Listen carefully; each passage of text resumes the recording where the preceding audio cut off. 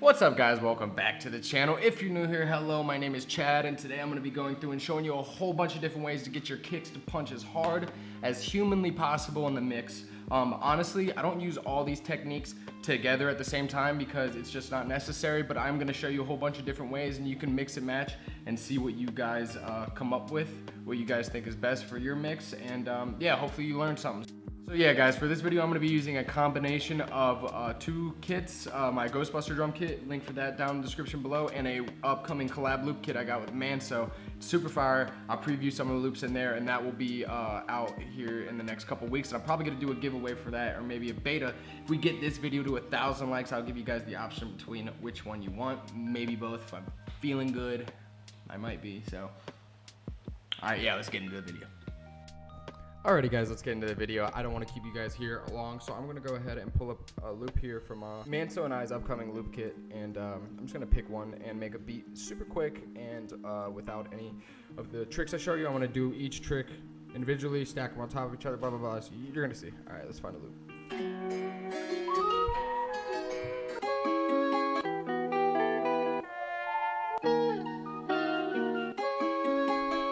Let's go with this. Boom. I already have it matched up from before. I'm gonna go to my Ghostbuster drum kit, and I'm gonna find a kick because most of the kicks in here are already amped up, and I already did all the hard work for that. But sometimes I don't want to kick that super hard, so I did put a kick in here that was kind of more mellow. So I'm gonna try and find that, and then beef it up to show you guys from start to finish how you can do that.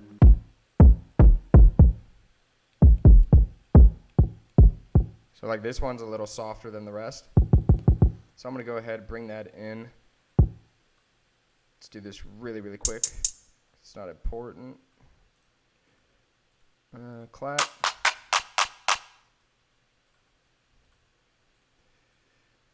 I don't know. Who cares? I don't even know if this is gonna sound good. It's fine though. And a snare.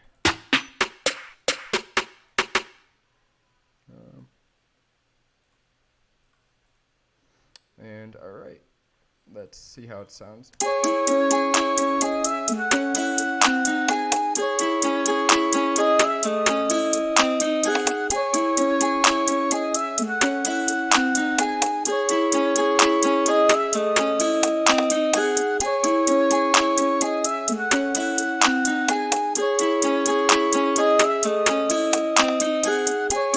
Alright, cool. It's good enough. Now I'm going to add in the kicks.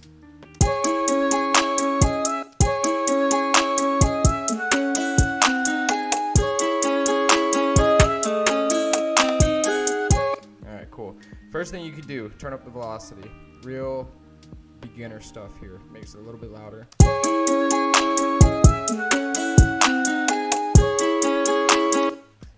Secret number 2, turn up the volume. No, I'm just kidding. All right, so what you're gonna do is you can see it sounds okay. The velocity helped a little bit.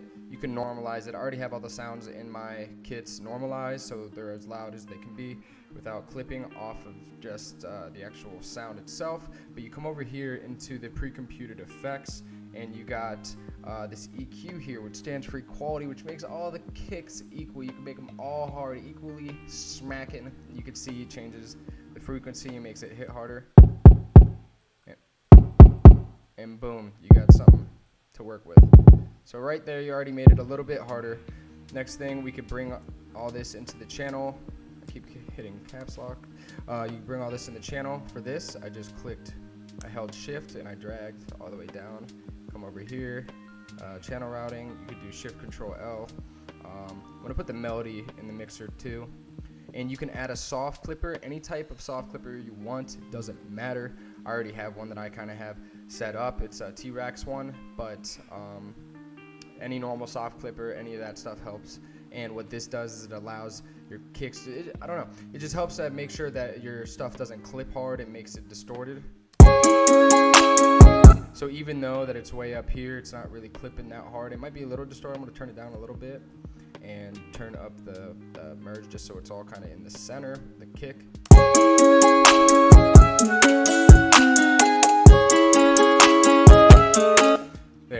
already kind of got a hard kick out of that. And another thing you can do is come over here into your main melody and take out some of the low end. I don't always like take out all the low end because the low end is still part of the melody. So taking that out kind of just cuts part of the melody out, which I don't like to do. I kind of do each one by ear.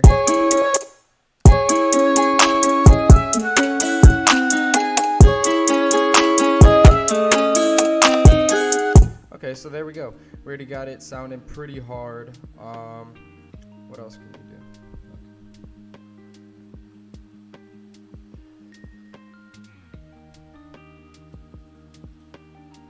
Alrighty, we already got it sounding pretty hard, but another thing you can do that you might not have thought of is offset your hi-hats so that your hi-hats and your kicks aren't hitting at the same time, which gives your kicks just a little bit more room to work. And you can do that by coming over here into the miscellaneous functions tab, this little wrench here, and turning the shift up. And what this does is it shifts them all over a little bit instead of doing it manually by going into the piano roll and moving them over like this. It does that for you. You can do it this way if you want to. But yeah, so you could see or hear the difference here. Watch how the hi-hats hit. Right now it's super obviously super delay, but you can hear how it sounds when the kick and the hi-hat are hitting at the same time. So you can mess with it to the point where the kick and the hi-hat are kind of in their own lane, hitting at different parts.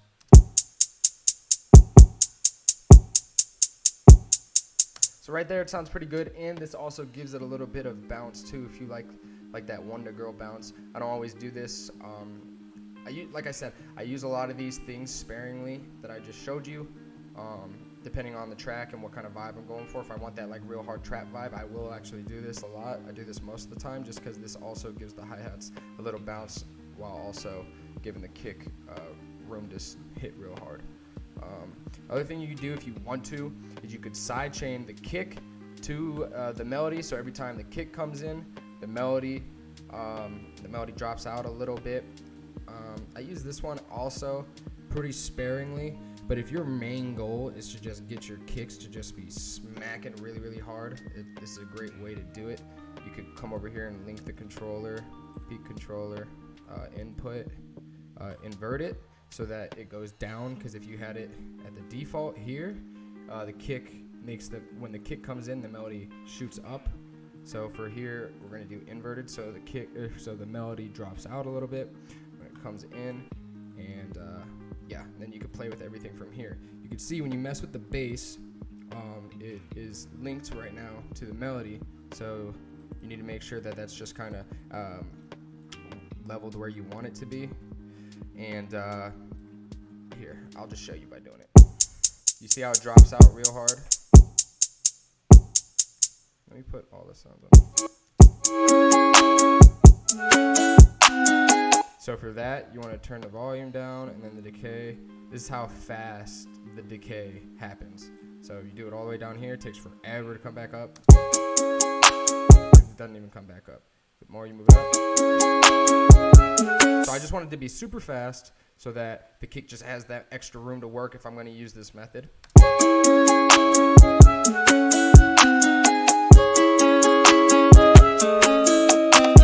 Different genres use this type of method a lot, just sidechaining your kick to your melody. They do that sometimes with hi-hats too. You could do it with any sounds you want to, really. I do this sparingly as well. I don't do this for everyone, but the main thing I usually use is just turning my velocity up, coming over here, merging my kick just so it's really in the center, and yeah, it's not much to it. The soft clipper helps a lot, and coming over here, if you want to add an EQ, you could just boost some of the frequencies of the kick by ear. I don't really want like a really mid punchy kick, so you can add a little bit of low end just to make it a little more beefy.